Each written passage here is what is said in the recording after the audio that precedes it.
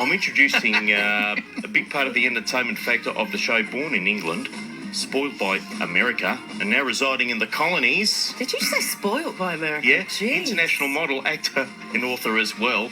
Our very own fully authenticated fun human being, Nicola Charles. Good morning. I'm otherwise known as Sniffles today. I've hauled my sniffly sick butt out of bed. Yeah. Hello. I'm glad that you're here. Oh, I'm going to let people have it today, Pete. Oh, dear. And Nicola, we have a sports expert who has joined the team, which is And which fantastic. genius found the sport expert? From where? No, which genius? Never mind, we won't go there. Go for it, Pete. The sniffly Well, it's one. imported from Berwick, where he owns and Very operates massive. Manic Fitness. Thanks, Nicola.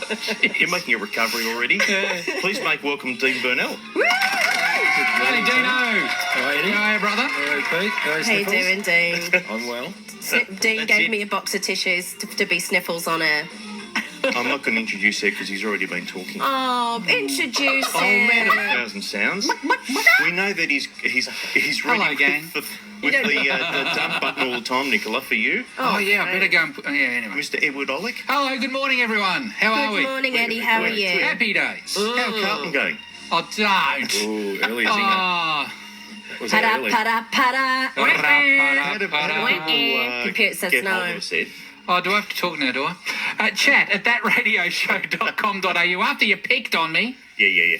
Now, do you know, in news this week, I think that we have a very strange world that we live in. There's many cultures across the globe, all with differing sense of humour. And they have a different appetite, if you like, or understanding of what entertainment is and humour. And do you know one of my favourite characters in England, Nicola, would be in Sarah fiction Beaumont? is Winnie the Pooh. Ronnie Barker. No, Ronnie Barker was good. Oh, fair Winnie the Pooh. Winnie of the Pooh. Winnie the Pooh. Who doesn't love Winnie the Pooh? Fantastic series character there. Now, I've always enjoyed the story there. Christopher Robin, of course, and Winnie. Oh, They were mates, weren't they? Such a rude little poem about You know- Winnie the Pooh, but I won't say it. Don't.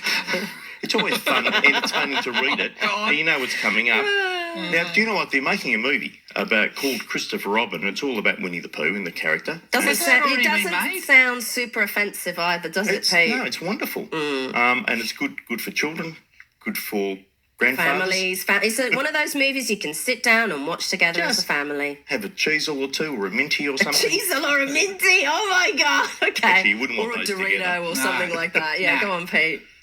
But you know what? If you go to China, you won't be able to see the movie. No, They don't like Winnie it's the Pooh over there. offensive.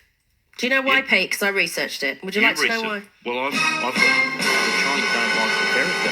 Yeah, but I know why they don't Really? like the character. Would you like to tell me Yeah, to tell you you, tell me. Pete? Because I know you gave me this story, and I was like, I'm sorry, I'm the kind of person that needs to know why about things, right? You can't just put it out there. So the reason is the president, Xi Jinping, can't say it very well. No, I would say Xi Jinping. Yeah, had a very lovely and very positive diplomatic photo taken a couple of years ago. I think it was 2016 with Barack Obama, and they walked across the White House lawn, and it was a lovely photograph. And everyone went, "Oh, phew!" As we do, China and America friends, great. We can all sleep easily tonight. But unfortunately, a very astute and quite comedic observer in China, and I've put it on my Instagram if people want to go and look.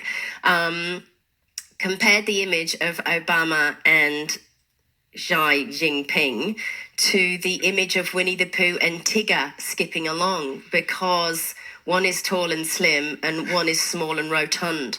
And apparently his ego is so fragile that he could not deal with that image, and he immediately had it banned from all state news very, outlets. very accurate. Surely you can't be What's happening serious. On Chinese social media, any image of Winnie the Pooh is vetoed. But he's a bit, Yeah, yeah. really? And I don't like that he's touchy about that, because it's a bit scary that someone with such a fragile ego is a massive superpower, right? Essentially, he's got his finger on a button. Yep. So I was going to ask him a question. If you had to do it all over again, would you still fall in love with yourself?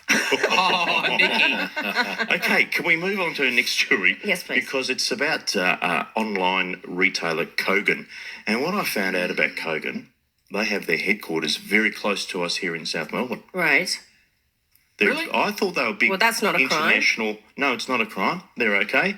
good Aussie company doing that, but they've got themselves in hot water for tricking the public, tricking us, because what they've done is Don't tell me it's about costs, right? It's about pricing. So what they've done is they've put their prices up 10%, and then had a massive advertising campaign to say that we're having a 10% off sale. Oh, come on, Pete. They're not alone doing that. Everybody Who does that. Dean's got a shop. I bet he does that. I do not do that. No, Dean, speak up for yourself. You wouldn't do that as a reputable retailer. No, I wouldn't. But it's the trick of the trade. It is the trick of the trade. I've heard of it before. Like, that's not an exclusive, Pete. I'm sorry. People do that left, right, Well, and I can centre. tell you what, they've exclusively had their bum hauled over the hot coals By who? by the ACCC. They're just who being got made stuck an in them. example of, which is good, and it's good that you're talking about it on radio, but let me tell you, they're not alone. Listen, I do the same thing when I go for a gig. It's like, I whack my salary up 30k plus what I expect to get, and they knock me back down. That's how the world works. But aren't Kogan an on-seller of goods? I don't know. I've actually never heard of them, so whoever does their PR is really bad at it. Fair enough. Hey, Anyway, well, that's all. You got a news story too. I do, and I do try and be funny, but this one popped out at me last night, and I'm not happy about it. I'm fuming, so I'm going to talk about it. So in the UK, it's not a cheerful story. I'll just warn you. So in the UK, in 2002, in a town called Soame, a vicious child killer called Ian Huntley, the name may be familiar. He brutally murdered two young girls, Holly Wells and Jessica Chapman, the most adorable little girls you've ever seen. Their family was having a barbecue, and they held hands and skipped down to local lolly shop to get some sweets. Terrible story.